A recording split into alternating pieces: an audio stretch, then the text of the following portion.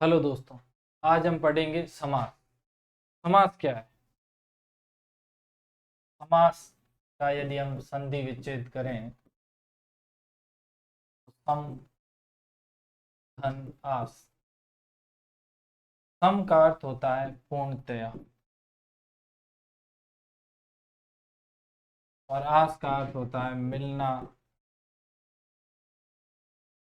या निकट आना। अर्थात दो या दो से अधिक शब्द पास पास आते हैं, मिलते हैं और पूर्णतया मिलकर एक नए सार्थक शब्द का निर्माण करते हैं, तो वो होता है समास। समास की आवश्यकता क्यों हुई? समास से हम अपनी शब्दावली में बढ़ोतरी कर सकते हैं।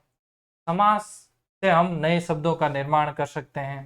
ठीक है। समास का यदि शाब्दिक अर्थ देखें तो अर्थ होता है संक्षेपीकरण, मतलब छोटा कर देना। किसी भी शब्द को, बात को छोटा कर देना, तो संक्षेपीकरण। दो या दो से अधिक शब्दों से मिलकर, दो या दो से अधिक शब्द मेल करके, संयोग करके नए एवं सार्थक शब्द का निर्माण करते हैं, तो क्या हो गया? दो शब्दों से मिलकर एक शब्द बनता है, तो क्या हो गया? छोटा हो गया, तो वो हो गया संक्षेपीकरण। ठीक है। समास जो प्रकरण है वो हिंदी व्याकरण में काफी पुराना है और संस्कृत में भी काफी पुराना है। संस्कृत में हम देखें तो श्रीमद् भागवत गीता में श्री कृष्ण ने अपने आप को कहा है कि मैं समासों में द्वंद्व समास हूं। ठीक है।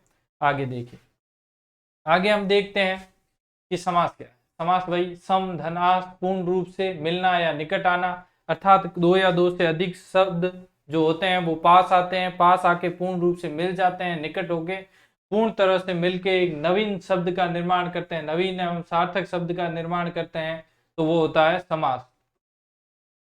ठीक है। इसके बाद हम देखेंगे दो या दो से अधिक शब्दों के मेल या संयोग से बने नवीन या सार्थक शब्द को समास कहते हैं। ठीक है। अब देखिए दूसरी परिभाषा, इसमें क्या है? जब परस्पर संबंध रखने वाले दो या दो से अधिक शब्द अपने संबंधी शब्दों को, ठीक है, देखिए, अपने संबंधी शब्दों को छोड़कर या संयोजक शब्द या कारक चिन्ह को छोड़कर एक साथ मिल जाते हैं, तब उनके मेल को समास कहते हैं। अब देखिए उदाहरण देखिए, रसोई घर, इसका जब समास विग्रह करेंगे तो क्या हो गया? रसोई के लिए घर। ठीक है। तो ये के लिए क्या है? अब आप यहाँ देखिए, यहाँ क्या लिखा गया? कारक चिन्ह को छोड़कर, यहाँ पे कारक चिन्ह का लोप हो गया, क्या बन गया? रसोई घर। एक शब्द, शब्द कितने थे? दो, तीन। ठीक है। इसमें देखिए कारक चिन्ह का लोप होते ही एक शब्द का निर्माण हो गया। अब देखिए संयोजक शब्द, संयोजक शब्द में देखिए सीता राम, सीताराम का समास विग्रह करते हैं तो क्या होता है? सीता और राम, संयोजक चिन्ह क्या है? और। इसका क्या हो गया? लोप, छोड़ दिया इसको, नया शब्द बन गया, तो क्या बन गया? समास। ठीक है। फिर देखिए दो शब्दों से जब दो शब्द मिलते हैं, मिलकर क्या बनता है? एक नया शब्द बनता है। उस नए शब्द को हम क्या कह सकते हैं? सामासिक शब्द या समस्त पद। अर्थात जो रिजल्ट होता है, रिजल्ट है जो दो शब्दों से मिलने के बाद एक जो परिणाम प्राप्त होता है, वो परिणाम क्या होगा? सामासिक शब्द या समस्त पद।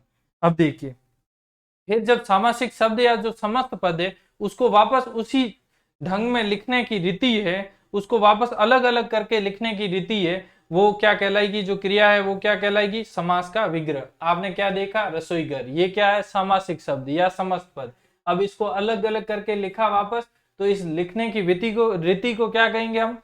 रसोई के लिए घर जो ये लिखा है, इस रीति को, इस क्रिया को हम क्या कहेंगे? समास विग्रह। तो क्या पूछा जाता है एग्जाम में कि भाई इस शब्द का हमें समास विग्रह करना है, तो ये जो समास विग्रह क्या है, इनको अलग अलग करने की रीति है। फिर देखिए जो समस्त पद है या सामासिक शब्द है, उसको अलग करने के बाद दो पद प्राप्त होते हैं। कौन कौन से दो पद प्राप्त होते हैं? पूर्व पद और उत्तर पद। देखिए, पूर्व पद और उत्तर पद, ये दो पद कब प्राप्त होते हैं? जब किसी सामासिक शब्द या समस्त पद का हम समास विग्रह करते हैं, तो हमें दो पद प्राप्त होते हैं, पूर्व पद और उत्तर पद। अब देखिए आगे, अब आगे हम देख सकते हैं कि समास के भेद। समास के भेद हम दो आधारों पर कर सकते हैं, प्रयोग या अर्थ के आधार पर, और दूसरा है पद की प्रधानता के आधार पर। प्रयोग या अर्थ के आधार पर हम समास के भेद करेंगे तो वो कितने होंगे? 6। ठीक है, प्रयोग या अर्थ के आधार पर समास के भेद 6, पद की प्रधानता के आधार पर समास के भेद 4। ठीक है, अब आपको यदि एग्जाम में ये पूछा जाता है कि प्रयोग या अर्थ के आधार पर समास के कितने भेद है, तो 6। समास के भेद कितने हैं, तो भी आप बताएंगे 6। यदि पूछा जाता है कि पद की प्रधानता के आधार पर समास के कितने भेद है, तो होगा 4। अब 6 भेद कौन कौन से हैं? अव्ययी भाव समास, तत्पुरुष समास, कर्मधारय समास, द्वंद्व समास, द्विगु समास और बहुव्रीहि समास। ये 6 समास है। ठीक है, अब हम देखेंगे पद की प्रधानता के आधार पर। देखिए, जब हम सामासिक शब्द का समास विग्रह करते हैं तो कितने पद प्राप्त होते हैं हमें?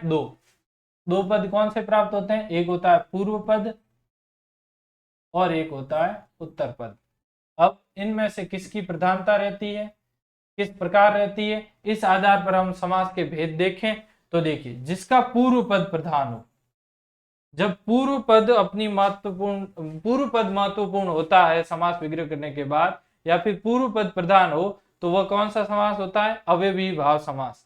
ठीक है, जिसका उत्तर पद प्रधान हो, उत्तर पद प्रधान होता है, तब आप देखेंगे कि 3 समास है। कौन कौन से हैं? तत्पुरुष समास, कर्मधारय समास और द्विगु समास।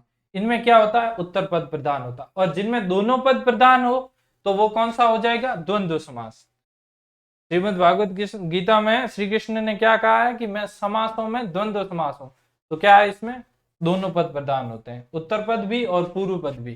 ठीक है, फिर देखिए, जिसका अन्य पद प्रधान हो, अर्थात न तो ये प्रधान हो न ये प्रधान हो, और कोई तीसरा अर्थ निकलता है, तृतीय पद प्रधान हो, तो कौन सा समास हो जाएगा? बहुव्रीहि समास। अब देखिए, प्रयोग या अर्थ के आधार पर कितने प्रकार के होते हैं? 6 कौन कौन से? अव्ययी भाव समास, तत्पुरुष समास, कर्मधारय समास, द्वंद्व समास, द्विगु समास और बहुव्रीहि समास। और पद की प्रधानता के आधार पर देखें तो जिसका पूर्व पद प्रधान हो तो वो हो गया अव्ययी भाव समास, जिसका उत्तर पद प्रधान हो वो हो जाएंगे 3 समास आएंगे इसमें, तत्पुरुष समास, कर्मधारय समास और द्विगु समास। और जिसके सभी पद अर्थात पूर्व पद और उत्तर पद दोनों प्रधान हो तो कौन सा समास हो जाएगा? द्वंद्व समास। और जिसका न तो पूर्व पद प्रधान हो न उत्तर पद प्रधान हो और तो कोई तीसरा पद ही प्रधान निकले, तो तीसरा अर्थ निकले, तो वो कौन सा समास हो जाएगा? बहुव्रीहि समास। अब देखिए, अब ये लाइन है, पंक्तियां हैं, इन पंक्तियों में हम समास के बारे में देख लेते हैं।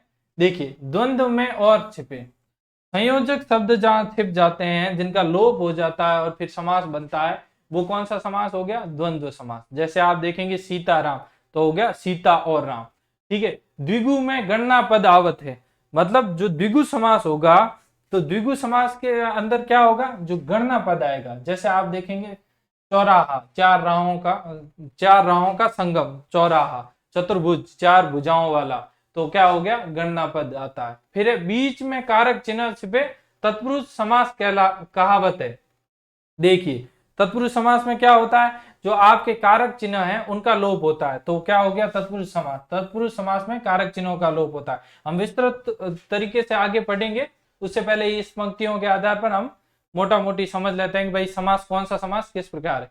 फिर अव्ययी से अव्ययी भाव रहे, अर्थात जो अव्ययी भाव समास है उसमें अवयव होता है, अवयव या अविकारी शब्द वो होते हैं। फिर कर्मधारय विशेषण आवत है। कर्मधारय में क्या होता है? उपमान और उपमेय होते हैं, विशेषण और विशेष्य होता है। ठीक है, तो वो भी हम विस्तृत देखेंगे आगे कर्मधारय में। फिर देखिए, बहुव्रीहि में अन्य प्रधान रहे न कोई पद आवत है।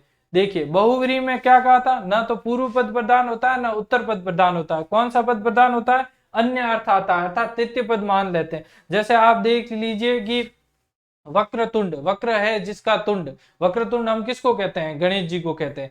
दशानन, 10 है आनंद जिसके, आनंद यानी मुख, किसके 10 आनंद है? किसके 10 मुख है? रावण के। तो तीसरा अर्थ निकल रहा है घनश्याम, घन के समान जो है श्याम। ठीक है, घन के समान है जो श्याम, तो कौन है घन के समान श्याम? वो है कृष्ण। इसलिए तीसरा अर्थ आ रहा है, तो क्या हो गया, बहुव्रीहि आ गया। तो बहुव्रीहि में अन्य प्रधान रहता है, अर्थात कोई अन्य, न तो पूर्व पद प्रधान होता है, न उत्तर पद प्रधान होता है, कोई अन्य पद ही प्रधान होता है, इस कारण हम बहुव्रीहि समास कहते हैं। कर्मधारय में विशेषण और विशेष्य आता है, एक विशेषता बताता है और एक जिसकी विशेषता बताई जाती है। ठीक है, विशेषण में आपको पता है संज्ञा या सर्वनाम जो भी होता है उसकी विशेषता बताने वाले शब्द क्या कहलाते हैं, विशेषण कहलाते हैं, और जिनकी विशेषता बताई जाती है वो क्या कहलाते हैं, विशेष्य कहलाते हैं। और अव्ययी में आपको पता है अवयव क्या होते हैं, काल, वचन, लिंग, पुरुष आदि के आधार पर कोई भी परिवर्तन नहीं होता है, उनके रूप में परिवर्तन नहीं होता है, तो वो क्या कहलाते हैं, अवयव या अविकारी शब्द। अब हम आगे देखते हैं, हम अवयवी भाव समास। अभी हमने देखा था अवयवी भाव समास में क्या होता है, अवयव की उपस्थिति होती है। पद की प्रधानता के आधार पर अवयवी भाव को हमने किस में माना था, जिसका पूर्व पद प्रधान होता है। अब परिभाषा देखते हैं, देखिए इसमें क्या लिखा है, इस समास में प्रथम पद अवयव होता है। देखिए अवयव होता है प्रथम पद, और इसमें क्या कहा था अपन ने, पूर्व पद की प्रधानता होती है, और पूर्व पद क्या है, अवयव। ठीक है, पूर्व पद की प्रधानता होती है इसमें।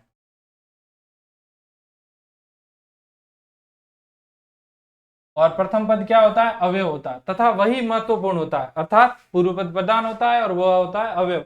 ठीक है, दूसरा पद संज्ञा या कुछ भी हो सकता है, संज्ञा भी हो सकती है और कुछ भी हो सकता है। ठीक है, फिर देखिए प्रथम पद के साथ मिल जाने पर समस्त पद ही अवयव हो जाता है, अर्थात समस्त पद अवयव हो जाता है। मतलब क्या होता है, अवयव मतलब क्या होता है, जिन पर काल, वचन, पुरुष, लिंग आदि का कोई प्रभाव नहीं पड़ता है, अर्थात रूप परिवर्तन नहीं होता है। जैसे यथा, प्रति, आ, नी, बे, हर, ये क्या है, ये अवयव। इनको किसी भी काल में लिखो, किसी भी पुरुष में लिखो, किसी भी वचन में लिखो, किसी भी लिंग में लिखो, इनमें किसी भी प्रकार का रूप परिवर्तन नहीं होता। जैसे आप प्रति ले लीजिए, प्रति को आप भूतकाल में लिखेंगे तो भी प्रति लिखेंगे, भविष्य काल में लिखेंगे तो भी प्रति लिखेंगे। ठीक है, किसी भी पुरुष आप उत्तम पुरुष में लिखेंगे तो भी आप प्रति को प्रति लिखेंगे, मध्यम पुरुष में लिखेंगे तो भी प्रति को प्रति लिखेंगे, एक वचन में लिखेंगे तो भी प्रति ही लिखेंगे, बहुवचन में लिखेंगे तो भी प्रति लिखेंगे, और लिंग पुल्लिंग में लिखेंगे तो भी प्रति ही लिखा जाएगा, और स्त्रीलिंग में लिखेंगे तो भी प्रति लिखा जाएगा। अर्थात इस पर काल, वचन, पुरुष, लिंग आदि का किसी भी प्रकार का प्रभाव नहीं रहता, अर्थात इनके कारण इसके रूप में किसी भी प्रकार का परिवर्तन नहीं होता है, अर्थात ये अव्यय है। अव्यय मतलब देख सकते हैं आप कि किसी भी चीज का इस पर कोई प्रभाव नहीं होता, अव्यय या अविकारी शब्द कहा जाता है। ठीक है, अब इसके उदाहरण देखते हैं। जैसे आप देखेंगे यथा रूप, तो होगा रूप के अनुसार, यथा योग्य, इसको आप लिख सकते हो जितना योग्य हो या योग्यता के अनुसार।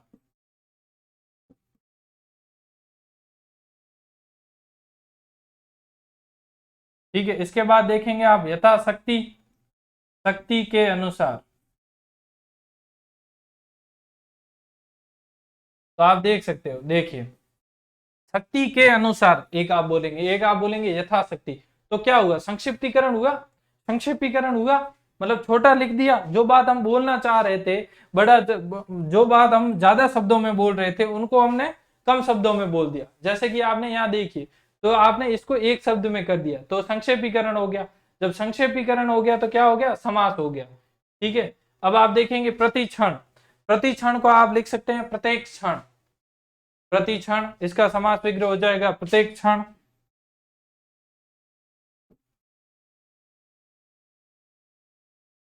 प्रत्येक को आप लिख सकते हैं एक एक, प्रत्येक को आप क्या लिख सकते हो, एक एक। आमरण को हम लिख सकते हैं कि मरण तक। आ जन्म को लिख सकते हैं हम जन्म से लेकर, आमरण, मरण तक।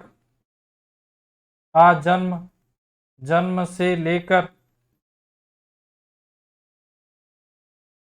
आजीवन, आजीवन को आप लिख सकते हो, देखिए आजीवन को आप लिख सकते हो, ये देखिए आ जन्म को जन्म से लेकर लिख सकते हैं, आ मरण को मरण तक लिख सकते हैं, आजीवन को आप जीवन पर्यंत लिख सकते हैं।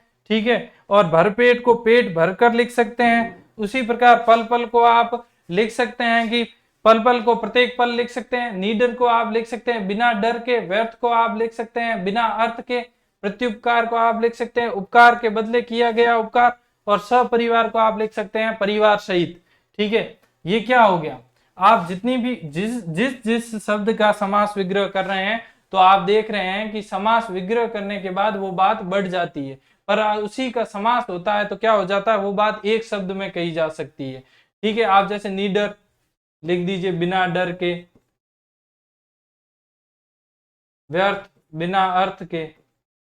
अब इसमें व्यर्थ में आप देख सकते हैं कौन सी संधि हुई है, यण संधि हुई है। प्रत्युपकार में भी यण संधि हुई है। प्रतिधन उपकार ई का क्या रूपांतरण हो गया है, य में रूपांतरण हो गया है। सपरिवार को आप लिख सकते हो परिवार सहित। अब देखिए इसने क्या कहा है कि प्रथम पद क्या होता है, अवयव होता है, प्रथम पद की प्रधानता होती है। ठीक है, और प्रथम पद जब अवयव होता है तो वो जब अवयव मिल जाता है, अवयव जब मिल जाता है तो क्या बन जाता है, समस्त पद अवयव बन जाता है। आप देख सकते हैं यथा रूप में यथा क्या है, अवयव है, यहाँ पे भी यथा अवयव है, फिर प्रत्येक में प्रति अवयव है, आमरण में आ अवयव है, और आजन में आ अवयव है, भरपेट में भर अवयव है। ठीक है, और आप नीडर में नी अवयव है, व्यर्थ में वी अवयव है। ठीक है, प्रत्युपकार में प्रति अवयव है, और सपरिवार में स अवयव है। इस प्रकार देख सकते हैं अवयव समास आपका पूर्ण होता है। फिर हम देखेंगे तत्पुरुष समास। तत्पुरुष समास में अपन ने देखा था पद की प्रधानता के आधार पर हमने क्या देखा था तत्पुरुष समास में, कि इसका उत्तर पद प्रधान होता है। देखिए इसमें क्या कहा, जिसमें प्रथम पद संज्ञा अथवा विशेषण होता है।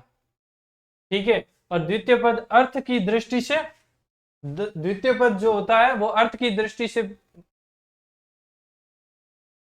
प्रधान हो, दृष्टि प्रधान हो। ठीक है, आप देख सकते हैं ये प्रधान नहीं है, यहाँ पे प्रधान है।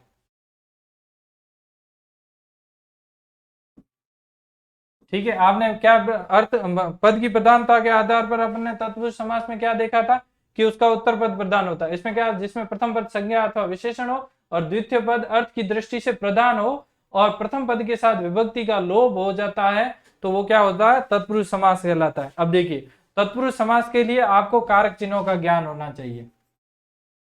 कर्ता ने, कर्म को, करण से, संप्रदान के लिए,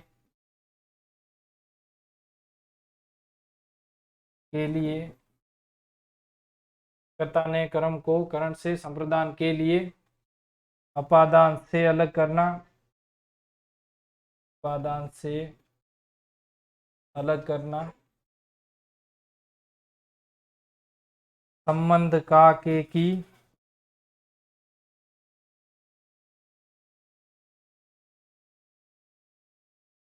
अधिकरण में पर।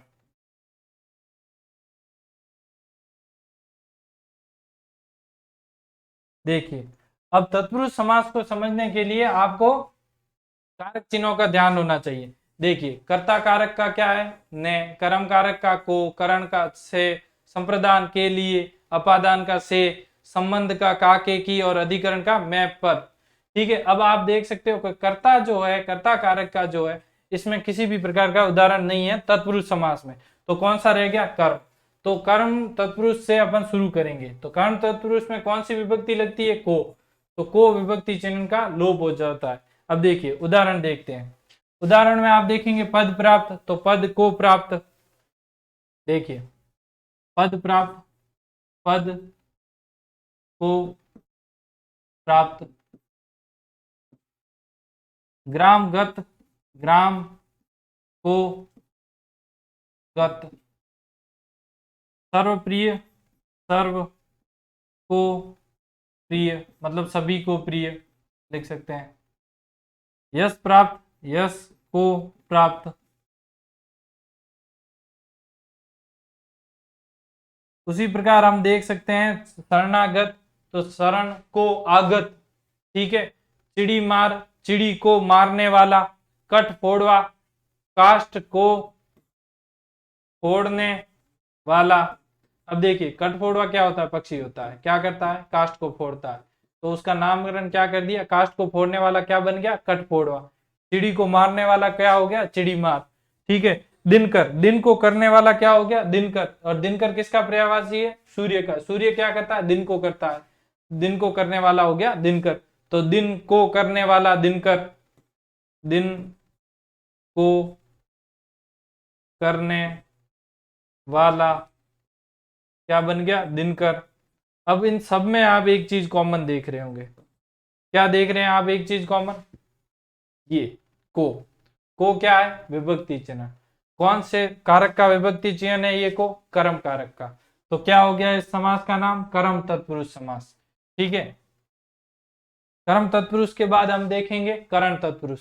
अब आपने देखा था कि इसका विभक्ति चिन्ह क्या था? कर्ता ने कर्म को करण से, तो ये हो गया से। ठीक है।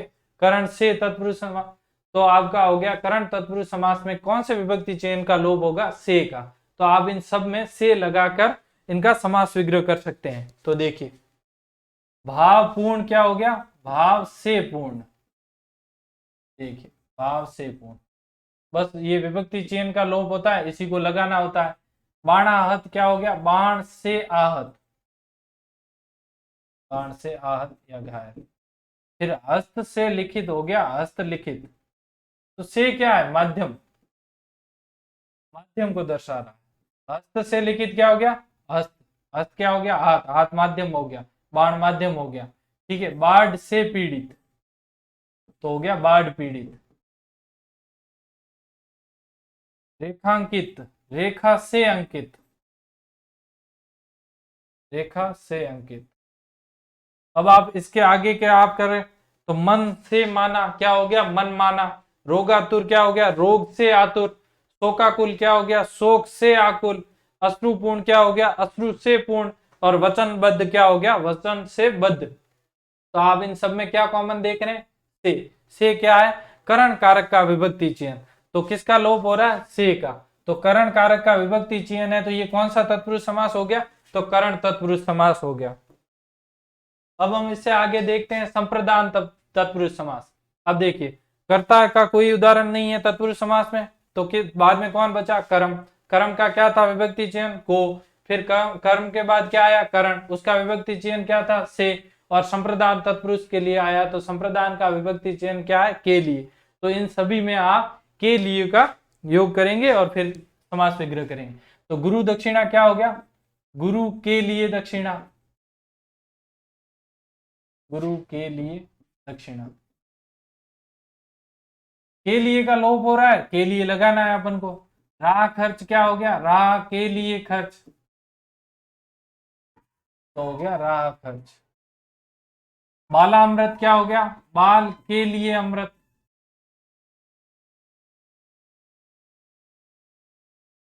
बालामृत। युद्ध भूमि क्या हो गया? युद्ध के लिए भूमि। युद्ध के लिए भूमि। ठीक है। बलि पशु क्या हो गया? बलि के लिए पशु।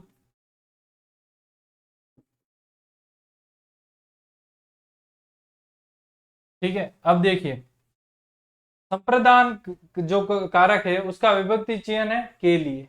अब जब संप्रदान तत्पुरुष के उदाहरण देख रहे हैं, तो हमें इसमें जब समास विग्रह करेंगे तो के लिए का जोड़ करना है। देखिए, गुरु दक्षिणा का गुरु के लिए दक्षिणा, राह खर्च राह के लिए खर्च, बाल के लिए अमृत बालामृत, युद्ध के लिए भूमि युद्ध भूमि, बलि के लिए पशु बलि पशु। अब आगे के उदाहरण में देखिए आप क्या करना है। तो पाठशाला को अपन क्या है? के लिए का जोड़ कर देंगे, तो पाठ के लिए शाला। विद्यालय का क्या लिखेंगे? विद्या के लिए आलय। सभा भवन का क्या लिखेंगे? सभा के लिए भवन।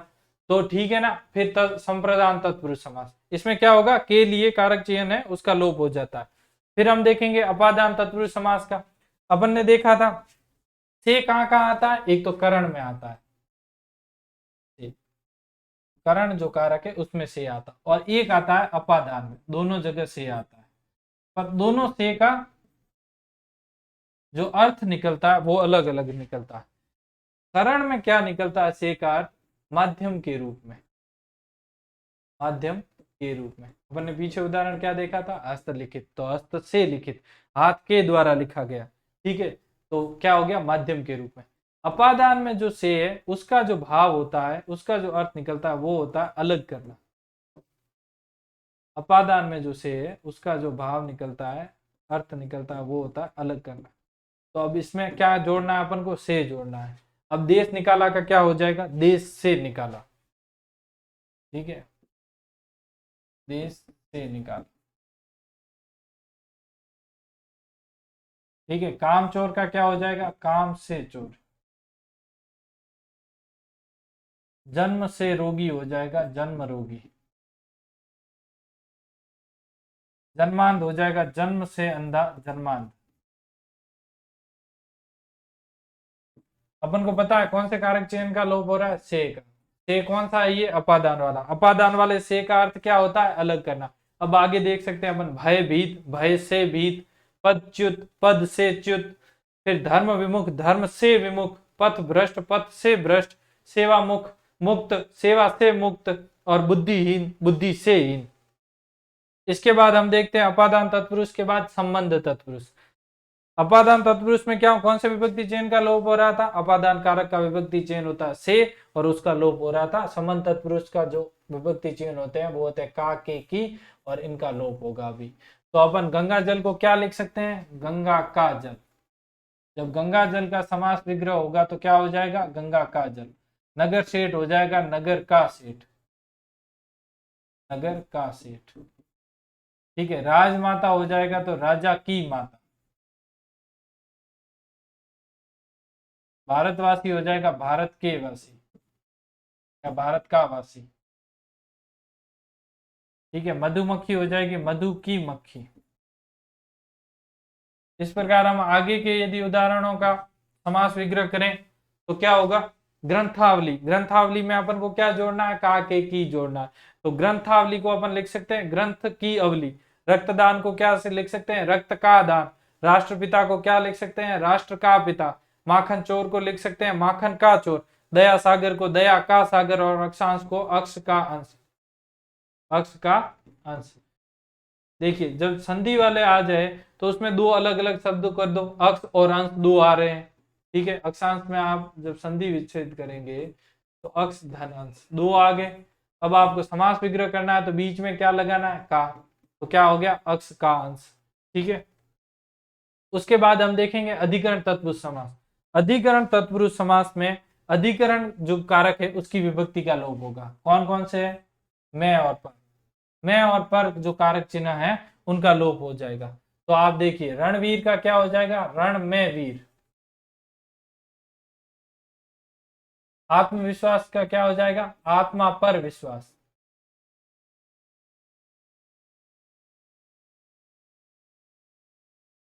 फिर देखिए रण कौशल क्या हो गया, रण में कौशल। इसमें क्या जोड़ना है, रण में कौशल। ठीक है, तो आपको क्या देखना है, अधिकरण है, अधिकरण का कारक चिन्ह क्या होते हैं, मैं और पर। आप बीती क्या हो जाएगा, आप में बीती। फिर देखिए आगे के उदाहरणों में देखिए, वनवास, वन में वास, वन में वास। नीति निपुण, नीति में निपुण। सिर दर्द, सिर में दर्द। देशाटन, देश में अटन। अटन का अर्थ होता है भ्रमण, देश में अटन मतलब देश में घूमना, देशाटन करना। ठीक है, तो देश में अटन आ गया। फिर आत्मनिर्भर, आत्म पर निर्भर। ठीक है, दही बड़ा, दही में डूबा हुआ बड़ा, दही में डूबा हुआ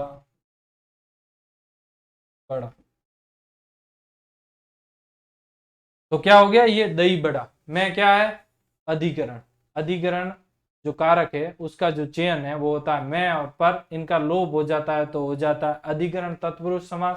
ठीक है, तो तत्पुरुष समास में क्या होता है, कारक के हिसाब से विभक्ति चिन्हों का लोप हो जाता है। इस कारण अधिकरण तत्पुरुष में लगभग कारक चिन्हों का, तो आपने देखा होगा परिभाषा में पहला क्या था, उससे शब्द से संबंधित शब्दों का लोप होता है, या फिर क्या था, संयोजक शब्दों का लोप होता है, या फिर क्या था, कारक चिन्हों का लोप होता है। तो देखिए कारक चिन्हों का लोप होता है तब कौन सा समास कहलाता है, तत्पुरुष समास। अब कारक कितने, कारक चिन्ह देखें तो कर्ता कारक का तत्पुरुष समास में कोई भी उदाहरण नहीं है, तो पीछे बचे से छह। तो छह जितने भी कारक हैं उन छह कारकों का यदि अलग अलग करें भेद तो तत्पुरुष समास के छह भेद हो जाते हैं। तो ये आखिरी हम अधिकरण तत्पुरुष समास देख रहे हैं। फिर दही बड़ा, दही में डूबा हुआ बड़ा। पुरुषोत्तम, पुरुषों में उत्तम। ठीक है, इसके बाद हम आगे का देखते हैं समास। आगे हम देखेंगे द्वंद्व समास। द्वंद्व समास क्या है, द्वंद्व समास में हमने देखा था पद की प्रधानता के आधार पर इसमें दोनों पद, पूर्व पद भी और उत्तर पद, दोनों पद प्रधान है। पूर्व पद और उत्तर पद दोनों प्रधान होते हैं, तब कौन सा समास होता है? द्वंद्व समास होता है। अब देखिए, इस समास के दोनों शब्द या पद प्रधान होते हैं, ठीक है। फिर इसके दोनों पदों या शब्दों के बीच में समुच्चय बोधक चिन्ह आते हैं। तो आप देखिए, और, या, अथवा, ये क्या है? समुच्चय बोधक चिन्ह।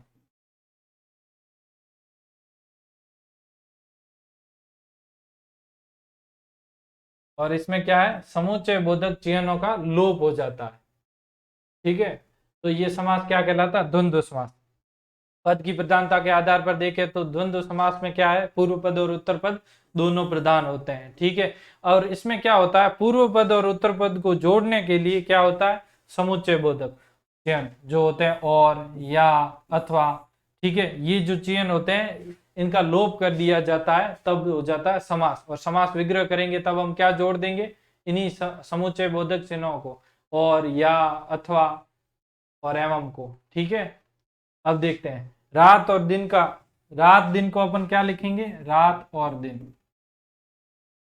और इनमें क्या होता है? ये जो समास होता है इसमें जो होते हैं दो शब्द, इनके बीच में योजक चिन्ह भी लगा होता है, ठीक है। तो रात दिन का क्या हो गया? रात और दिन। सीताराम का क्या हो गया? सीता और राम।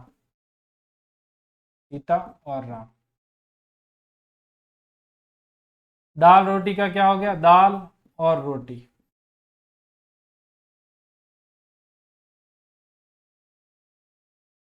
माता पिता का क्या हो गया? माता और पिता।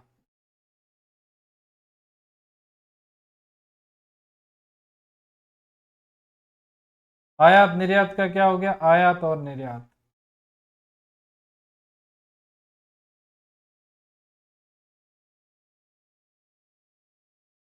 तो आप देख सकते हैं कि योजक जो चिन्ह है उसको जब हटाएंगे तो हम क्या लिखते हैं? समुच्चय बोधक शब्दों को। उसमें क्या आता है? और, या, अथवा। तो इसमें देखिए सब में और लगा हुआ। अब हानि लाभ में क्या लिखेंगे? हानि अथवा लाभ। तो यहाँ अथवा आ जाएगा। गौरी शंकर में लिखेंगे गौरी और शंकर। पाप पुण्य में पाप अथवा पुण्य। सुख दुख में सुख या दुख, या सुख अथवा दुख। जीवन मरण में जीवन या मरण, ठीक है। हानि लाभ में आप लिख सकते हैं हानि अथवा लाभ। तो हो गया हानि लाभ, ठीक है। पाप पुण्य में आप लिख सकते हैं पाप अथवा पुण्य। तो क्या हो गया? पाप पुण्य। तो आप इसमें देख सकते हैं कि जो ये द्वंद्व समास है, द्वंद्व समास में क्या है? दोनों पद की प्रधानता है। ये पद भी आवश्यक है और ये भी आवश्यक है, तो दोनों पदों की प्रधानता है। बीच में किसका लोप कर दिया जा रहा है? समुच्चय बोधक चिन्हों का। और क्या लग जा रहा है? योजक चिन्ह, ठीक है। तो समुच्चय बोधक चिन्ह कौन कौन से हैं? और, या, अथवा, एवं, ठीक है। तो हम समास विग्रह करेंगे तब हम क्या लिखेंगे? बीच में और, या, अथवा, एवं ये लिखेंगे तो हमारा हो जाएगा समास विग्रह। और इनका लोप कर देंगे तो क्या हो जाएगा? सामासिक पद या समस्त पद बन जाएगा।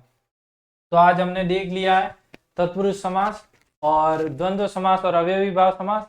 आगे हम कल बाकी के समास देखेंगे, ठीक है। Thank you.